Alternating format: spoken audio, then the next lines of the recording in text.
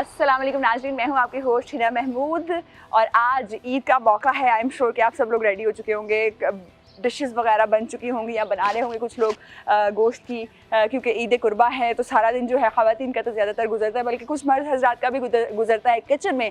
तो किचन की सारी मसरूफियात के बाद अब टीवी देखने का जब टाइम आता है तो दिल करता है कुछ ऐसी शख्सियत टीवी में मौजूद हो जिसे सुन के जो है तमाम दिन की जो है थकन जो है वो उतर जाए और बहुत सारी नॉलेज एक साथ मिल जाए। तो आज हम आपकी ईद पर मुलाकात करवाने वाले हैं सिराजुल हक साहब से। सिराजुल हक साहब का नाम जो है पाकिस्तान में काफ़ी ज़्यादा जाना माना जाता है और फलाही कामों में सबसे बढ़ चढ़ कर हिस्सा लेते हैं। फ्लड की सिचुएशन थी या कोई भी और मसले मसाइल हो, मुल्क में कोई भी खुदा न ख्वास्ता आफत आई हो, तो सिराजुल हक साहब हमेशा कौम की खदमत के लिए जो है आगे आगे नज़र आते हैं। उनकी तरफ बढ़ते हैं, जानते हैं कि ईद कैसे गुजारते हैं और ये भी जानेंगे कि बाकी मुल्क की सूरत हाल क्या चल रही है और कैसे बेहतर हो सकती है। Thank you so much for your time sir. क्या मसरूफियात रहती हैं ईद के दिन, तमाम दिन कैसे गुजरता है? बिस्मिल्लाहिर्रहमानिर्रहीम। ईद के दिन कुछ तो वो है जो अल्लाह की तरफ से फ़र्ज़ शुदा है, कुर्बानी है, नमाज है, और इसके बाद रिश्तेदारों की हाल पुरसी है और फिर दोस्तों के साथ हेलो हेलो, सलाम कलाम, मुबारकबाद, और कुछ वक़्त घर में, कुछ बाहर हुजरे में अपने दोस्तों के साथ। सर, रिश्तेदारों में सबसे पहले किससे मुलाकात करते हैं? हमेशा जो प्रेफरेंस होती है। सेकेंडली, वर्कर्स से मिलते हैं, क्योंकि वर्कर्स भी ईद पे आपको मिलने ज़रूर आते होंगे, आपके साथ मिलना चाहते होंगे। वैसे यानी जब वालिदा ज़िंदा हो या वालिदैन, तो सबसे पहला काम तो यही होता है कि ईद के नमाज के बाद जल्दी जल्दी पहुंचना, ताकि वालिदा को मुबारकबाद और वालिद को मुबारकबाद। लेकिन ज़ाहिर है जब ये नेमत छीन ली जाती है या नहीं रह जाती है तो फिर उसके बाद बच्चे या रिश्तेदार होते हैं। लेकिन हमारा तोड़ना बिछौना ही अपना कारकुन के साथ रबत है, इसलिए ईद के दिन हो या कोई और दिन, ऐसा कोई दिन मैंने नहीं देखा है जिसमें कारकुनान के अलावा हमारा और कोई मसरूफियत हो। सर, जब जमात इस्लामी की बात की जाती है तो फलाही काम बहुत ज़्यादा किए जाते हैं और बेलौस मोहब्बत से किए जाते हैं। फ्लड हमने देखा, जमात इस्लामी ने बढ़ चढ़ कर हिस्सा लिया और पब्लिसिटी के बगैर हिस्सा लिया कि वाकई अवाम की फलाह के लिए काम करते रहे। ईद के दिन क्या क्या मसरूफियात रहती हैं इस हवाले से? क्योंकि बहुत से लोग ऐसे भी हैं पाकिस्तान में जो कि अफोर्ड नहीं कर सकते कुर्बानी है, जिनको सिर्फ जो है ईद के ईद मटन खाना जो है वो नसीब होता है, क्योंकि महंगाई इस कदर ज़्यादा हो चुकी है। देखिए, जब हम जमात इस्लामी में नहीं भी थे तो बचपन का ज़माना भी ऐसा ही था कि जो कुर्बानी का गोश्त था वो दूर दूर पड़ोसियों तक पहुंचाना और दूर दराज के रिश्तेदारों तक पहुंचाना, गाँव के गरीबों तक पहुंचाना, ये बचपन में हमारी ड्यूटी होती थी, हमारी ज़िम्मेदारी होती थी। और ये बिल्कुल तयशुदा होता था कि जो स्कूल के ज़माने में कि जैसा ही ईद करीब आती थी तो हमें यह फ़रीज़ा अदा करना होता था। लेकिन अब अल्हम्दुलिल्लाह जो जमात इस्लामी है या जमात इस्लामी के साथ अल खिदमत फाउंडेशन है, अब भी हम वही काम करते हैं, बड़े पैमाने पे करते हैं, ज़रा और तरीके से करते हैं, लेकिन अल्हम्दुलिल्लाह बहुत बड़ी तादाद लोगों का ऐसा है जो ईद के दिन अल खिदमत फाउंडेशन के मराकज़ से राबते में आते हैं और उनको कुछ न कुछ मिलता है, उनकी खुशियों में कुछ इजाफे का बायस बनता है।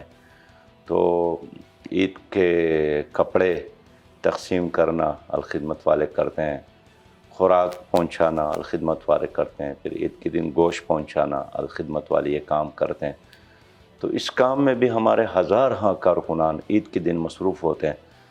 और ये हमारी ईद का एक और रंग है कि जब सब लोग ईद के दिन अपने काम में मसरूफ़ होते हैं तो जमात इस्लामी का कारकुन और अल खिदमत फाउंडेशन का कारकुन वो दूसरों में खुशियाँ बांटने में मसरूफ़ होते हैं।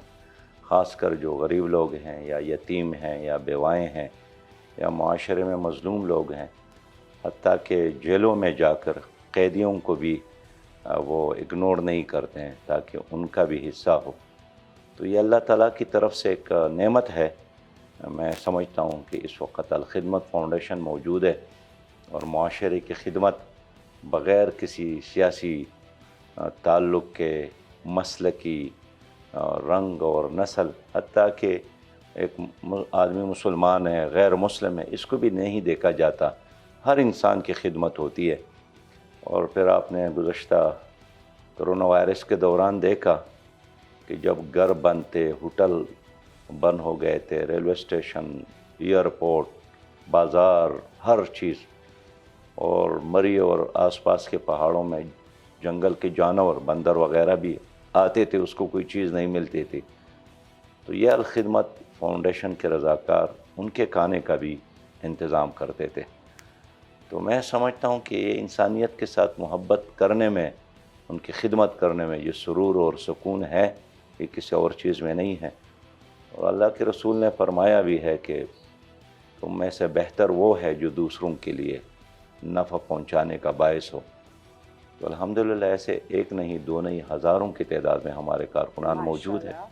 سر، جیسے کہ آپ نے دو چیزیں بہت اچھی مینشن کی جو کہ عام سیاستدان بلکہ عام لوگ بھی نہیں سوچتے، واقعی کوئی خدمت کرنا چاہتا ہو عوام کا وہی سوچ سکتا ہے۔ ایک تو کورونا وائرس کے دوران جو بندروں تک یا جانوروں تک کھانا پہنچایا گیا، یہ ہمارے ذہن میں نارملی نہیں آتا۔ سیکنڈلی، جو جیل میں موجود لوگ ہیں، کچھ حوالات ہیں، کچھ قیدی ہیں، لیکن انسان تو ہیں، تو ان کو بڑا انتظار رہتا ہے کہ شاید کوئی باہر سے ہمیں کچھ کھانے کے لیے بھیجے گا، کیونکہ وہاں پہ بڑی لمیٹڈ سی آپشنز ہوتی ہیں جو کہ اندر جانے دیتے ہیں۔ تو یہ دو آئیڈیاز کیسے آئے اور کیسے اس کے اوپر ورک جو تھا وہ شروع کیا؟ دیکھیے، ہم جس زمین پر رہتے ہیں یہ بھی ہمارے ساتھ رہتے ہیں، اور یہ بھی اللہ کی مخلوق ہے۔ تو اللہ جو سب کا خالق ہے، اگر آپ ان کے پیدا کردہ مخلوق کے ساتھ پیار کرتے ہیں تو یہ اللہ تعالیٰ بھی آپ سے پیار کرے گا۔ میں ایک واقعہ بتاتا ہوں کہ حضرت موسیٰ علیہ السلام کا نام تو آپ نے سنا ہے، اس نے اپنے رب سے پوچھا تھا، ان کے حوالے سے ایسے واقعات بہت زیادہ ہے، مشہور ہے کہ اللہ مجھ سے کیوں محبت کرتا ہے، یا ان کی محبت میرے لیے کیوں واجب ہو گئی ہے۔ تو اللہ نے جواب دیا کہ جب آپ بیڑ بکریوں کو پالتے تھے اور ایک بیڑ آپ سے بھاگ گئی اور آپ بھی ان کی پیچھے پیچھے دوڑتے رہے، آپ تک گئے، بالآخر ان کو قابو کیا اور ان کو پکڑ کر اس کا سر تھا وہ اپنے سینے سے لگایا اور پیار کیا کہ آپ نے مجھے بھی تکایا اور خود کو بھی تکایا، یعنی مارنے کی بجائے، ذبح کرنے کی بجائے ان کے ساتھ پیار کیا موسیٰ علیہ السلام نے۔ تو اللہ نے فرمایا کہ اس وجہ سے چونکہ آپ نے میرے مخلوق کے ساتھ پیار کی، میں نے بھی اپنی محبت آپ کے لیے واجب کر دی۔ اور حضور صلی اللہ علیہ وسلم کا ایک مشہور حدیث ہے، آپ کو یاد ہے، ویسے تذکیر کے لیے، کہ ایک خاتون اس لیے جہنم میں گئی، عبادت گزار بھی تھی، کہ اس نے ایک بلی کو باندھ کے رکھا تھا اور اس کی وجہ سے پیاس اور بھوک سے وہ مر گئی۔ اور ایک دوسرے خاتون جو گناہگار تھی، اللہ تعالیٰ نے اس لیے ان کے مغفرت فرمائی کہ وہ راستے پر جا رہی تھی اور ایک کتا پیاسا بیٹھا تھا ایک چشمے کے قریب، پانی گہرائی میں تھا، تو اس نے اپنی دوپٹے کے ساتھ اپنا موزہ باندھ کر پانی نکالا اور اس کتے کو پلایا، اللہ تعالیٰ نے اس کو بخشا۔ تو یہ اس بات کی علامت ہے کہ مخلوق کے ساتھ محبت کرنا یہ اللہ تعالیٰ کی محبت کے اصول کا ذریعہ ہے، اور مسلمان کے لیے تو بہت ہی ضرورت ہے۔ تو میں اس لیے سمجھتا ہوں کہ یہ الخدمت فاؤنڈیشن کے رضاکار جو کام کر رہے ہیں انسانوں کی فلاح کے لیے ہیں اور انسانیت کے لیے۔ انسانوں کی فلاح احساس کا نام ہے، جب تک احساس نہیں ہوگا تب تک کوئی بھی اچھا کام جو ہے وہ سر انجام نہیں دیا جا سکتا۔ سر، ہر روز جو ہے زمانہ بدلتا جا رہا ہے، ہر آنے والا دن گزرے ہوئے دن سے مختلف ہوتا ہے۔ کیا سمجھتے ہیں جو عیدیں بچپن میں آپ نے گزاری وہ کس طریقے سے مختلف ہے آج کل کی عیدوں کے حوالے سے؟ بہت مختلف ہے۔ اب دیکھیں، ہمارا جو گھر ہے وہ پاک افغان بارڈر پر ہے، بازار سے بہت دور ہے، وہاں نہ میلے ہوتے تھے، نہ دکانات ہوتے تھے، نہ ہوٹل ہوتے تھے، بس نماز پڑھنے کے بعد گھر آتے تھے اور والدہ پراٹھے کھلاتی تھی، یا والد صاحب جو مونگ پھلی اور اخروٹ کے دانے لاتے تھے وہ تقسیم کرتے تھے، اور پھر باہر جا کر آپس میں کھیلتے تھے، مقابلے کرتے تھے، دوڑ کا، کشتی کا۔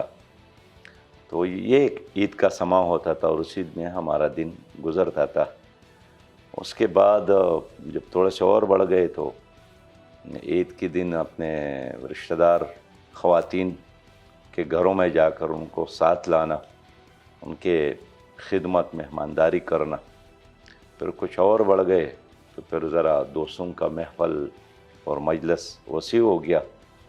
تو پھر اپنے خاندان اور بستی سے نکل کر دوسرے لوگوں سے بھی تعلقات بن گئے. خاص کر پھر جب میں اسلامی جمع طلبہ میں آیا تو اس میں پھر یہ ایک اجتماعی عید منانے کا شعور پھر ذرا عام ہو گیا. لیکن اب تو بالکل مختلف ہے، اس لیے کہ عید کے جو دن ہیں وہ گاؤں یا بستی کے بجائے پوری دنیا گلوبل ویلیج بن گئی ہے. تو پاکستان کیا، سعودی عرب کیا، امریکہ اور کینیڈا کیا، متحدہ عرب امارات اور برطانیہ، اور کون سا ایسا ملک ہے جس میں یا رشتہ دار نہ ہوں یا دوست نہ ہوں، کارکنان نہ ہوں.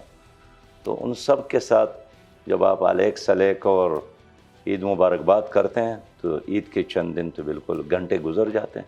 سر یہ تمام فیزز جو آپ نے بتایا، اس میں سب سے فیوریٹ فیز آپ کا آج تک کون سا رہا؟ بالکل بچپن والا، تھوڑے بڑے ہوئے جب ذمہ داریاں پڑنی شروع ہوئیں، یا سب سے فیوریٹ فیز کون سا رہا آپ کا ابھی تک فیوریٹ جو ہو؟ ویسے اس میں کوئی شک نہیں ہے کہ جو بچپن کا زمانہ تھا وہ بہت ہی اچھا تھا. ذمہ داری کوئی نہیں تھی، پوچھنے والا کوئی نہیں تھا، اور بس اپنی خوشی سے آنا اور اپنی خوشی سے جانے کا ایک سما ہوتا تھا. اب تو ہر دن نئے نئے ذمہ داریوں میں اضافہ ہوتا ہے.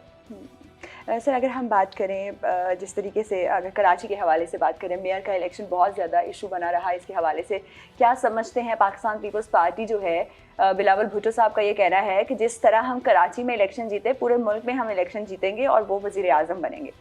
تو کس طریقے سے پیپلز پارٹی یہ دعویٰ کر رہی ہے کہ وہ جو ہے جس طرح کراچی میں جیتے ویسے ہی جیتیں گے، جیت سکتے ہیں؟ بہن پیپلز پارٹی ہار گئی ہے. اتنے بڑے شہر میں اس نے صرف 3,25,000 ووٹ لیے ہیں. تو ہار گئی، اور اس کے مقابلے میں 9 لاکھ ووٹ تھے. تو اگر 9 لاکھ زیادہ ہے تو ہار گئی ہے. لیکن سر میئر کی سیٹ، اور میئر کے لیے بھی ہمارے چیئرمین 193 تھے، ان سے 155 تھے. سر ٹیکنیکلی تو وہ ہار چکی ہے، لیکن بات ہو رہی تھی کہ سیٹ پر کون بیٹھے گا اینڈ میں. اگر اسی طریقے سے، اگر جیسے کہ آپ نے کہا کہ دھاندلی کی جاتی ہے، زیادہ سیٹوں والا جو ہے وہ ہار جائے اور سطحی طور پر جو ہے کسی اور کو وزیر اعظم بنا دیا جائے، ایسے ہو سکتا ہے الیکشن میں؟ اصل میں پیپلز پارٹی بری طرح پنس گئی، اور یہ کراچی کا الیکشن میں دھاندلی کرنا اور اپنے زور زبردستی سے میئر کا چناؤ کرنا، پھر اعلان کرنا، یہ ان کے گلی کی ہڈی بن گئی ہے. نہ اس کو اب تھوک سکتی ہے اور نہ نگل. اس لیے کہ کیسے پھر اجلاس چلائیں گے جب ایک طرف زیادہ لوگ اور دوسری طرف آپ ہمیشہ کم ہوں گے. پھر یہ الیکشن کا دن تو خیر گزر گیا، 31 ممبران نہیں آ گئے، تو آپ اس کو مستقل تو باہر نہیں رکھ سکتے ہیں نا. اگلے اجلاس میں آئیں گے، اس سے اگلے اجلاس میں آئیں گے. پھر یہ ہے کہ ہم عدالتوں میں بھی ان کا پیچھا کر رہے ہیں، اور اللہ کی طرف سے ہے کہ پیپلز پارٹی کا کراچی میں یہ جو اقدام اور ایکشن ہے، دیانتداری سے کہتا ہوں، یہ ان کے لیے سیاسی موت ہے. اور پھر زرداری صاحب نے اعلان کیا کہ الیکشن اس وقت ہوں گا جب میں چاہوں گا. بلاول صاحب فرماتے ہیں کہ جس طرح میں نے کراچی جیتا اسی طرح میں پورے ملک کو جیتوں گا. یہ اس بات کی علامت ہے کہ یہ لوگ جمہوری نہیں ہیں. اپنے سرمایہ پر ان کو یقین ہے کہ میں دولت کی بنیاد پر الیکشن کمیشن کو بھی خرید سکتا ہوں، الیکشن عملے کو بھی خرید سکتا ہوں، لوگوں کے ضمیر کو بھی خرید سکتا ہوں. ایک وقت میں یہ چیز تو چلتا ہے، لیکن ہمیشہ کے لیے نہیں چلتا ہے. میں اس لیے سمجھتا ہوں کہ یہ الیکشن نہیں تھا، یہ ایک سلیکشن تھا، اور یہ الیکشن کے دامن پر ایک آپ بدنما داغی کہہ سکتے ہیں. پیپلز پارٹی کے ساتھ بہت زیادہ مقامات تھے. انہیں حیدرآباد کو ڈیولپ کرتے، لڑکانہ کو، شکارپور کو، سکر کو، بہت سارے شہریں ہیں، اور اس شہر کو چھوڑتے عوام کے لیے. تو حقیقت میں اس نے کراچی کے ساتھ ظلم کیا، اور کراچی سے بڑھ کر اپنی سیاست کے ساتھ ظلم کیا. اس لیے کہ ایکسپوز ہو گئی پیپل پارٹی، بری طرح ایکسپوز ہو گئی، بے نقاب ہو گئی. ایسے سیاستدان جو یہ سمجھتے ہیں کہ داغ تو اچھے ہوتے ہیں، تو ان کو ایکسپوز ہونے سے کوئی خاص فرق پڑے گا؟ 1973 سے ایسے ہی چلتا آ رہا ہے. دیکھیے اب سارے لوگ بے شعور نہیں ہیں، لوگوں میں شعور جاگ گئی ہے اور لوگ سوچ رہے ہیں. اس لیے جنرل الیکشن میں لوگوں کو انتقام کا موقع ملے گا. اگر پیپل پارٹی کا یہ نعرہ تھا کہ جمہوریت بہترین انتقام ہے تو لوگ جمہوری طریقے سے ہی پیپل پارٹی سے انتقام لیں گے. سر اگر دھاندلی کی جاتی ہے, پورے بیلٹ پیپرز, یہ بھی سننے میں آتا رہا خبروں میں کہ ان کے اوپر اسٹیمپس جو ہیں لگ جاتی ہیں تیر کے اوپر, تو پھر کس طریقے سے مقابلہ کیا جائے گا؟ کیونکہ پہلے ایک ایسی پارٹی جس کے کارکن یہ بہت زیادہ کہتے تھے کہ ہم باشعور ہیں, ان سب کو سائلنٹ کروا دیا ہے مل کے. سسٹر, ہمیں اپنے حصے کا شمع جلانا ہے اور پیپل پارٹی کا مقابلہ کرنا ہے, پی ڈی ایم کا مقابلہ کرنا ہے, اس لیے کہ ان دونوں پارٹیوں نے اس وقت برسر اقتدار ہے. پہلے اگر پی ٹی آئی ذمہ دار تھی ملک کی تباہی اور بربادی اور معاشی بدحالی کا, تو اب 1.25 سال تو اس حکومت کا بھی ہو گیا. اب قوم کے ان تمام مسائل کے ذمہ دار پیپلز پارٹی اور پی ڈی ایم ہیں. ہم نے ان کا مقابلہ کرنا ہے, اور میں تو چاہتا ہوں کہ آئندہ الیکشن میں پیپلز پارٹی اور پی ڈی ایم بالکل ایک اتحاد بنا لے تاکہ ہمارے لیے ان کا مقابلہ کرنا آسان ہو. مشکل اس وقت ہوتا ہے جب یہ آپس میں ٹوپی ڈرامہ کھیلتے ہیں اور ایک مصنوعی لڑائی لڑتے ہیں اور لوگ سمجھتے ہیں کہ ایک طرف پیپل پارٹی ہے اور دوسری طرف پی ڈی ایم ہے. حقیقت یہ ہے کہ یہ سب ایک ہے, ان کے پالیسیاں ایک ہے, ان کا ہسٹری بھی ایک کی طرح ہے. چند خاندان ہیں, کچھ اس طرف ہے کچھ اس طرف ہے. اس لیے ہم سمجھتے ہیں کہ انشاءاللہ آنے والے دن جو ہے یہ ہمارے لیے ترقی کا اور ان کی سیاست کے لیے موت کے دن ثابت ہوں گے. سر آپ کیا سمجھتے ہیں کہ جو مستقبل میں الیکشن ہوگا 2023 میں ہوگا یا آگے جا کے مزید اس کو ڈیلے کیا جائے گا؟ اور سیکنڈلی اگر الیکشن ہوتا ہے تو پاکستان پیپلز پارٹی اور پی ڈی ایم جو ہے یا پھر نون لیگ اگر ہم کہیں ایک دوسرے کے مد مقابل آئیں گی یا پھر بات جو ہے پھر دوبارہ سے جو سانجھی اسی طرح چلے گی جیسے اب چل رہی ہے؟ دیکھیے 2023 جو ہے یہ تو الیکشن کا سال ہونا چاہیے. اگر آپ آئین کو مانتے ہیں, قانون کو مانتے ہیں, تو 2023 میں الیکشن ڈن ہے. اگر آپ آئین کو نہیں مانتے ہیں, قانون کو نہیں مانتے ہیں, تو پھر آپ کی مرضی. لیکن آپ خود سوچئے کہ اگر 1.25 سال میں پی ڈی ایم نے ملک کا یہ حشر کر دیا, مہنگائی میں اضافہ کر دیا, بدامنی میں اضافہ کر دیا, ادارے ہیں جس کو ارغمال انہوں نے بنائے ہیں, عدالتیں ہیں جس میں انصاف نہیں ہے, نیب ہے جو احتساب میں فیل ہو گیا ہے, تو اگر اس کو 1-2 سال اور بھی مل گیا تو اس کا مطلب تو یہی ہوا نا کہ قوم کے مسائل میں, مشکلات میں اور اضافہ ہوگا. اس لیے یہ خود ایک بوجھ ہے. ایک طرف غربت, مہنگائی اور بے روزگاری ہے, ٹیکسز پر ٹیکسز ہے, کوڑے ہیں جو برسائے جا رہے ہیں, ڈرون حملے ہیں جو کیے جا رہے ہیں, اور دوسرے طرف یہ اپنے مراعات میں اضافہ کر رہے ہیں. یعنی اگر مشکل ہے قوم میں تو آپ کو بھی مشکل میں ہونا چاہیے. آپ کے مراعات میں کمی نہیں ہے, آپ نے کرپشن کے خاتمے کے لیے کوئی راستہ نہیں بنایا, آپ نے اپنے گاڑیوں میں کمی نہیں کی, بنگلوں میں کمی نہیں کی, الٹا اپنے سینٹ میں سینٹ چیئرمین کے لیے اور پرانے چیئرمینز کے لیے وہ اضافہ کیا. جتنے چیئرمین رہ چکے ہیں اور جتنے مستقبل میں ہوں گے. وائس پریزیڈنٹ کا اب 12 ان کے نوکر ہوں گے, 8 اس کے گارڈ ہوں گے, پیٹرول موپ, گیس موپ, بجلی موپ, اگر اپنے گھر میں رہ رہے ہیں تو 2.5 لاکھ روپے کرایہ گورنمنٹ ان کے ہار ماں دے گی. بالکل. اور دیکھیے 50 لاکھ خدا کے حکم سے ان کے لیے, ان کے گھر کے فرنیچر کے لیے. تو یہ کیا نظام ہے؟ ان کو شرم نہیں آتی. ان لوگوں کو لوگوں کے ساتھ کھڑا ہونا چاہیے, بجائے اس کے کہ غریب لوگوں سے آپ لے لے اور اپنے بنگلوں میں اضافہ کرے. ہم اصل میں نام تو لیتے ہیں نا مدینہ کی اسلامی ریاست کا. مدینہ کی اسلامی ریاست میں کیا تھا؟ قحط زمانہ آیا تو حضرت عمر رضی اللہ تعالیٰ عنہ نے گھی کا, گوشت کا استعمال ہی چھوڑ دیا کہ جب تک ہر آدمی کو یہ نہ ملے میں اس وقت تک استعمال نہیں کروں گا. اگر بدامنی ہے تو وقت کا خلیفہ خود چوکیداری کرتا ہے. جب خلیفہ خود چوکیداری کرے پھر کیسی بدامنی ہوگی؟ ظاہر ہے سونے اور چاندی کے ساتھ قافلے جاتے تھے اور بے خطر راستوں پہ آپ کو نظر آتے تھے. ایک خاتون سونا اچھالتی ہوئی مشرق سے مغرب تک سفر کرتی تھی, اللہ کے علاوہ اور کسی کا خوف نہیں ہوتا تھا, اس لیے کہ حکمران خود مثال تھے, وہ ماڈل تھے, وہ نمونی تھے. یہاں حکمرانوں میں اور عوام میں زمین اور آسمان کے فاصلے ہیں.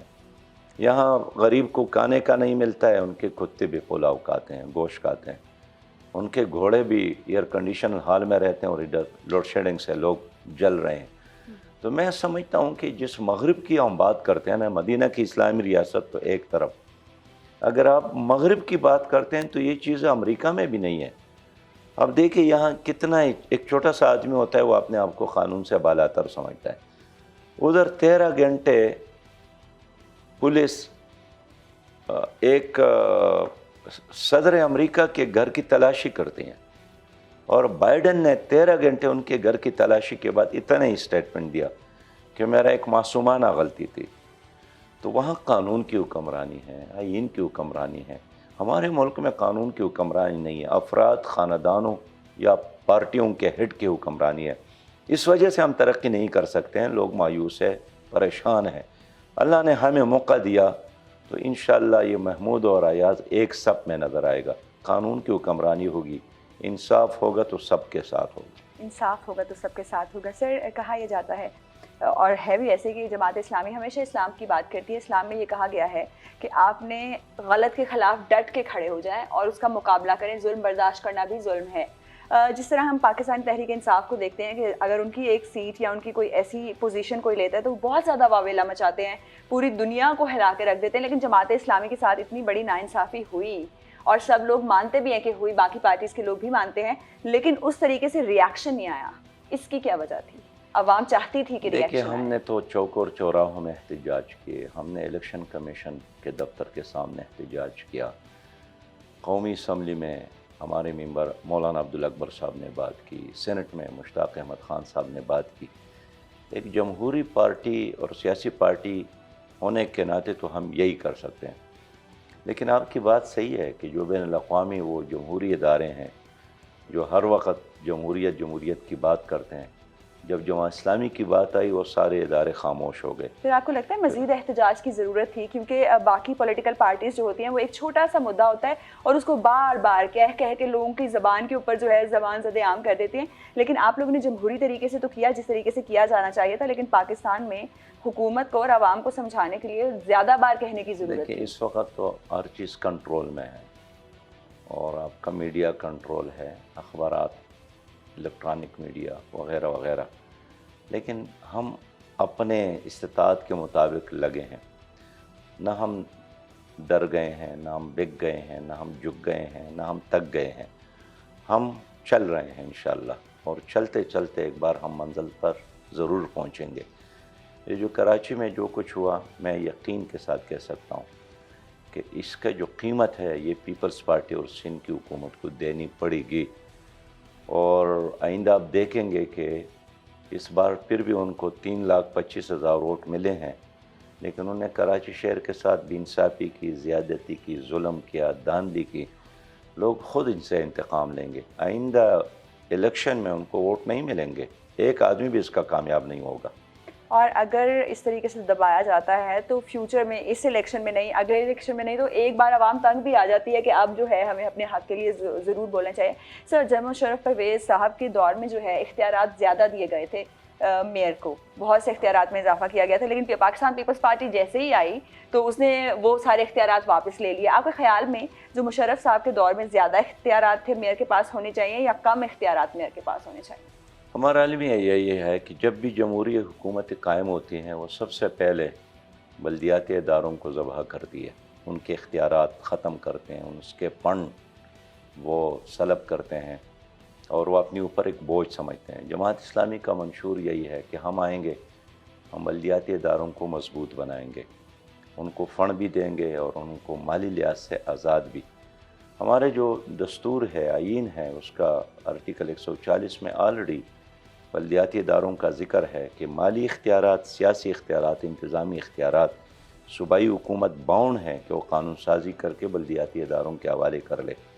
لیکن اس وقت آپ دیکھیے نہ پنجاب میں بلدیاتی نظام ہے, نہ بلوچستان میں ہے, نہ سندھ میں ہے, نہ KPK میں ہے. اور جماعت اسلامی کا یہ موقف ہے کہ جو فنڈ ہے یہ قومی اسمبلی کے ممبران, سینیٹرز کے ساتھ اور صوبائی اسمبلی کے ممبران کے ساتھ ہونا بھی نہیں چاہیے. یہ فنڈ ڈائریکٹ پہنچنا چاہیے بلدیاتی اداروں کو.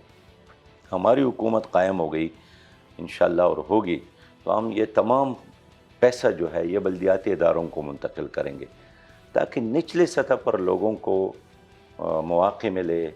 پھر ایک بلدیاتی ممبر تک لوگوں کی رسائی بھی آسان ہوتی ہے. MPA کیا ہوتا ہے؟ ایک علاقے کا جاگیردار ہوتا ہے.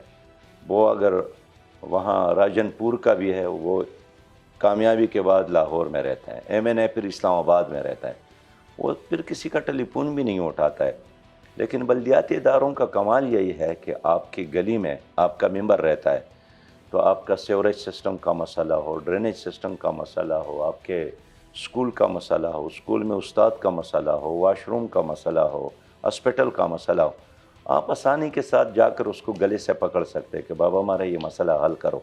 اس لیے جماعت اسلامی جب بھی آئے گی، اور یہ مغرب میں یہی ہوتا ہے کہ وہاں قومی اسمبلی کے ممبر کا کام یہ نہیں ہے کہ آپ بھی گلی بنا لیں، صوبائی اسمبلی کے ممبر کا بھی یہ کام اور بلدیاتی ممبر کا بھی یہ کام، یہ جھاڑو دینا، گلیوں کو صاف کرنا، راستے بنانا، صفائی کا انتظام کرنا، واٹر سپلائی کا انتظام کرنا، یہ بلدیاتی اداروں کا کام ہے مغربی دنیا میں۔ لیکن یہاں کرپشن کے لیے انہوں نے پیسہ اپنے ہاتھ میں رکھا ہے، تاکہ پیسہ وزیر اعلیٰ کے ہاتھ میں ہو تو اس پیسے کے ذریعے وہ بلیک میل کرتا ہے یا اوبلائج کرتا ہے صوبائی اسمبلی کے ممبران، تاکہ اس سے بغاوت نہ کر لے۔ کارکردگی تو ہے ہی نہیں۔ اس لیے اللہ نے ہمیں موقع دیا تو میں آپ کو بتاؤں گا کہ کیا بلدیاتی ادارے ہیں اور کیا اس کا انتظام ہے۔ اس لیے جب تک آپ ملک میں بلدیاتی اداروں کو مضبوط نہیں بنائیں گے، نچلے سطح پر لوگوں کو انصاف اور حق نہیں مل سکتا ہے۔ واقعی ایک بڑی جینون اور لاجیکل بات سر آپ نے کی۔ سر اگر ہم بات کریں پاکستان تحریک انصاف کے بہت سے کارکن جو ہیں وہ پکڑے ہوئے ہیں، کچھ لوگوں کا یہ کہنا ہے کچھ معصوم کارکن بھی پکڑے، اور کچھ جو ہیں جنہوں نے واقعی یہ تمام تر چیزیں کی، اس میں ملوث تھے، وہ پکڑے گئے۔ معصوم لوگوں کو سر کچھ لوگوں کا یہ دعویٰ ہے کہ شاید ملٹری کورٹس میں ان کے بھی صرف سیاسی وابستگی کی وجہ سے ملٹری کورٹس میں ان کے کیسز چلائے جائیں گے، اور یہ بڑا زیر بحث معاملہ رہا۔ آپ کے خیال میں ملٹری کورٹس میں سویلینز کے کیسز چلنے چاہیے یا نہیں چلنے چاہیے؟ اس میں ہمارا موقع بالکل واضح ہے کہ سویلین کا کیس آپ انسدادی دہشت گردی کے عدالتوں میں چلائیں، سول عدالتوں میں چلائیں، اور جو انسدادی دہشت گردی کی عدالتیں ہیں یہ بھی ہمارے آئین کا حصہ ہے، اور اس میں بھی ہر طرح کی سزائیں موجود ہیں، آپ ثابت کر لیں ان کو سزائیں دے دیں۔ لیکن ویسے میں کہنا چاہتا ہوں کہ جو PTI کے ساتھ وابستہ نوجوان تھے، بلکہ تمام سیاسی جماعتوں کے ساتھ، پیپل پارٹی کا عام ورکر کرپٹ نہیں ہے، مسلم لیگ کا عام ورکر کرپٹ نہیں ہے، کرپٹ ان کی قیادت ہوتی ہے، ان کے بڑے جو MNA بنتے ہیں، MPs بنتے ہیں، یہ جو بڑے بڑے عہدوں پر برا جمع نظر آتے ہیں، عام ورکر یہ سمجھتا ہے کہ میں نے پیپل پارٹی کو ووٹ دینا ہے تاکہ روٹی کپڑا اور مکان عوام کو ملے۔ ایشین ٹائیگر کا نعرہ لگایا مسلم لیگ نے تاکہ پاکستان ترقی کرے، حقیقی تبدیلی کا نعرہ لگایا PTI نے، جوانوں نے ساتھ دیا، ورسیز پاکستانیوں نے ساتھ دیا، اچھی نیت کے ساتھ دیا۔ لیکن آپ دیکھتے ہیں کہ کس طرح پیپل پارٹی نے ان غریب مزدوروں کو اور ہاریوں کو، کاشتکاروں کو، عام کارکنان کو مایوس کیا کہ انہی سرمایہ دار اور جاگیردار اور خاندانوں کو اٹھا کر جن سے نجات کے لیے پیپل پارٹی کے پاس آئے تھے، ان کے سروں پر بٹھایا، قومی اسمبلی میں، صوبائی اسمبلی میں، سینٹ میں، اور ٹکٹیں بیچ کر اس کو ان کے سروں پر بٹھائے۔ وہی کام مسلم لیگ نے کیا، پھر وہی کام PTI نے کیا کہ کارکن نے تو ووٹ دیا تھا تبدیلی کے نام پر، لیکن وہی پرانے آزمودہ لوگوں کو لے کر دوبارہ ان کے سروں پر بٹھایا۔ اس لیے صرف PTI کا کارکن نہیں ہے، تمام سیاسی جماعتوں کا ورکر جو ہے وہ بہت پریشان ہے، اس لیے کہ عام آدمی چاہتے کہ پاکستان ترقی کرے، اور یہی پارٹیاں ہیں جو ترقی کے راستے میں رکاوٹ ہے۔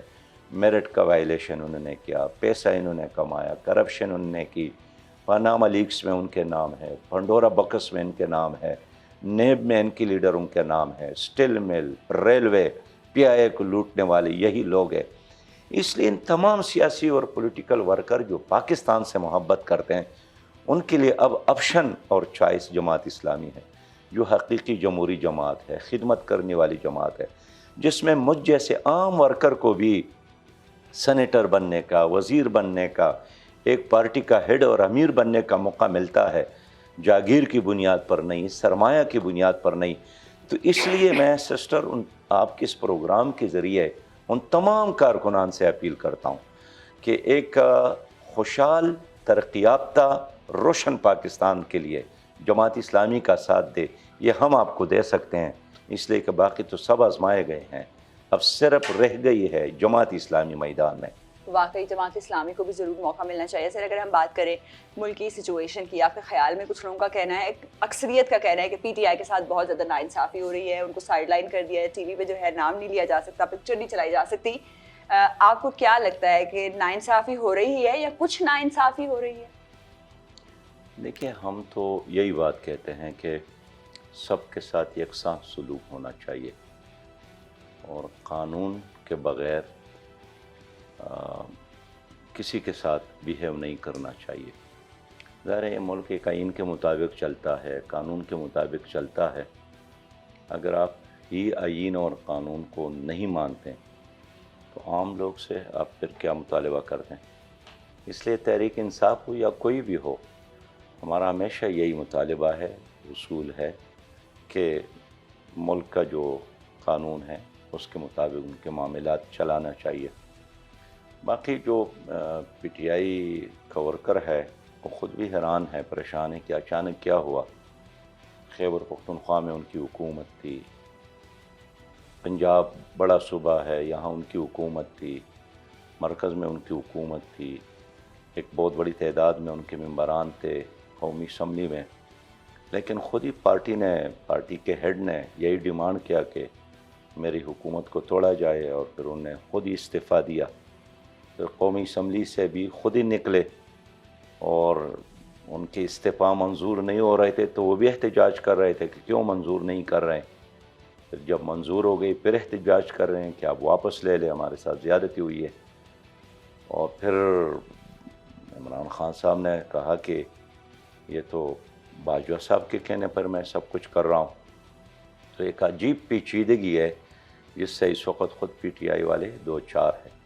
لیکن بہرحال ہم پھر بھی یہی کہیں گے، جب وہ پی ٹی آئی کی حکومت تھی اور یہ رانا ثنا صاحب کو گرفتار کیا گیا تھا اور ان کے گاڑی سے 15-16 کلو منشیات برآمد کرنے کا وعدہ کیا گیا تھا، اس وقت بھی ہمارا موقف یہی تھا کہ انصافی نہیں ہونا چاہیے.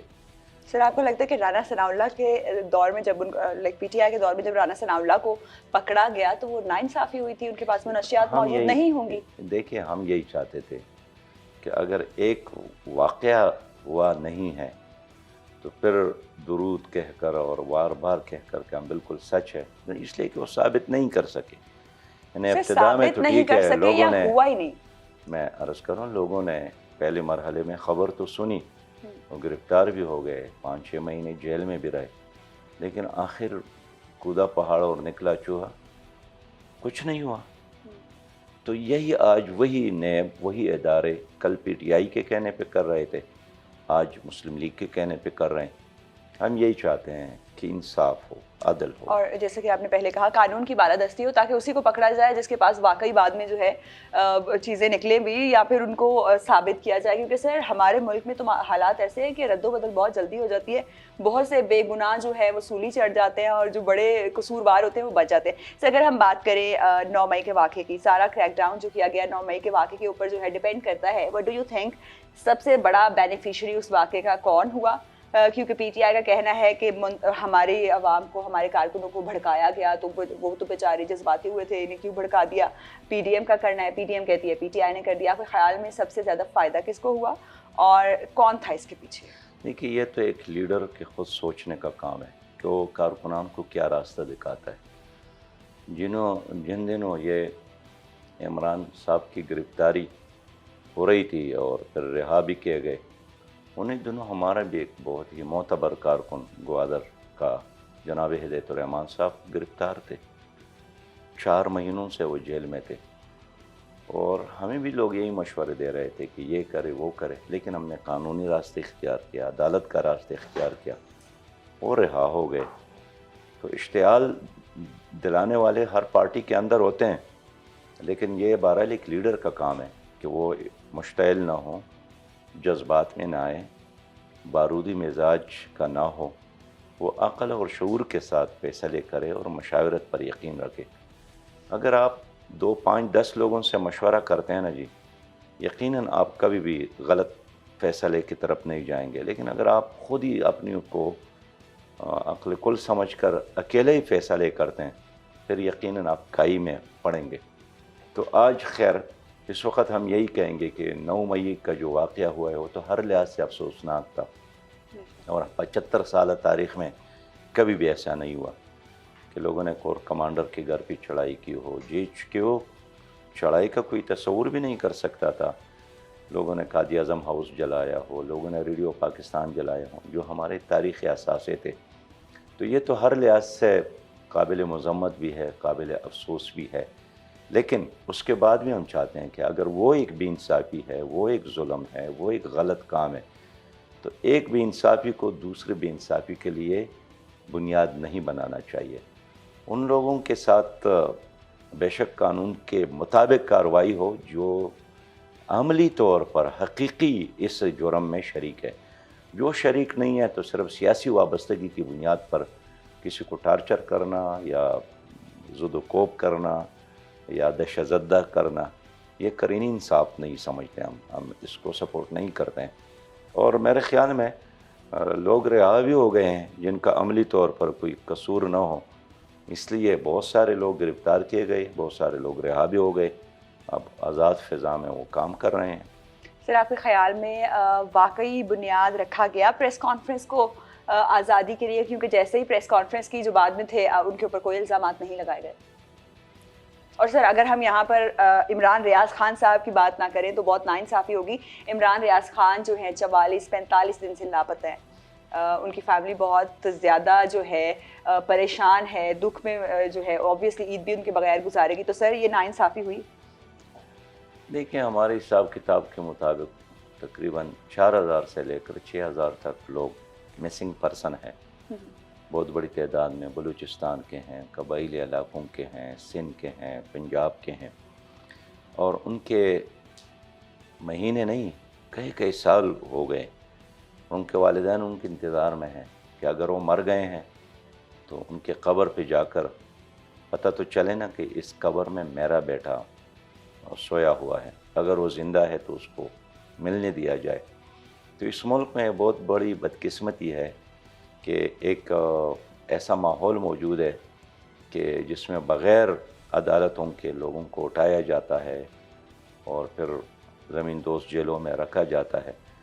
بلکہ گزشتہ دنوں گورنر خیبر پختونخوا کا سٹیٹمنٹ آیا ہے کہ خود ایسے نجی عدالتیں موجود ہیں خیبر پختونخوا میں. چھوٹے چھوٹے لوگوں نے چھوٹے چھوٹے گروپ بنائے ہیں, لوگوں کو اغوا کرتے ہیں. سندھ, اندرون سندھ کی بات میں کروں, یہ جو کچے کے جنگلات ہے اس میں سینکڑوں لوگ یہ اغوا کیے گئے ہیں. خود ہمارے گاؤں کے لوگوں کو اغوا کیا گیا, مہینوں وہاں رکھا گیا. یا تو آپ پیسے دے کر رہائی پائیں گے یا ادھر ہی ختم ہو جائیں گے. تو اس کی جو بنیادی وجہ یہ ہے کہ اس ملک میں رول آف لا نہیں ہے. باقی جو سیاسی ورکر ہے, غیر سیاسی ورکر ہے, سب کے بارے میں ہمارا موقف یہی ہے کہ انصاف ہو ان کے ساتھ اور قانون کے مطابق ان کے ساتھ معاملات کیا جائے. قانون کی بالادستی بے حد ضروری ہے. سر اینڈ میں عوام کو کیا کہیں گے عید کے حوالے سے, عید الاضحیٰ کے حوالے سے؟ دیکھیے عید سال میں تو 2 بار ہی یہ ہماری عیدیں آتی ہیں, اور دونوں بار ایک رمضان کے بعد اور ایک یہ بڑی عید, دونوں کا ایک ہی پیغام ہے کہ اللہ کا شکر ادا کرے اور کہ ہم مسلمان ہیں, ہم آزاد ملک میں ہیں, ہم غلام نہیں ہیں. اور شکریہ الفاظ کا نہیں ہے, اچھے عمل کا ہے. اور پھر یہ ہے کہ آپ خود غلط کام نہ کریں. خاص کر ایک اللہ کی حقوق ہے جو توبے سے معاف ہوتے ہیں, لیکن ایک بندے کا حق ہے اس پہ کبھی بھی ہاتھ نہ اٹھا لے, اس لیے کہ جب تک بندہ آپ کو معاف نہ کرے تو اللہ بھی معاف نہیں کرتا ہے. اور آخری بات یہ کہ آپ کے اڑوس پڑوس میں جو مظلوم, غریب, یتیم, بیوہ, بے کس, مجبور لوگ ہیں ان کا ساتھ دیں. Thank you so much for your time sir. تو ناظرین, عید قربان پہ جو ہے آپ خوشیاں بانٹیں اور گوشت بھی بانٹیں. اس کو فریز کرنے کے لیے نہیں آپ نے قربان کیا, بلکہ جو ہے اس کی قربان اگر آپ نے جانور کیا ہے تو وہ رشتہ داروں کو, ضرورت مندوں کو اور فیملی کے لیے اس کے حصے ہوتے ہیں, اسی کے مطابق چلیں, کیونکہ اسلام کے لیے ہم قربانی دے رہے ہیں. اپنا بہت خیال رکھیں. اللہ حافظ.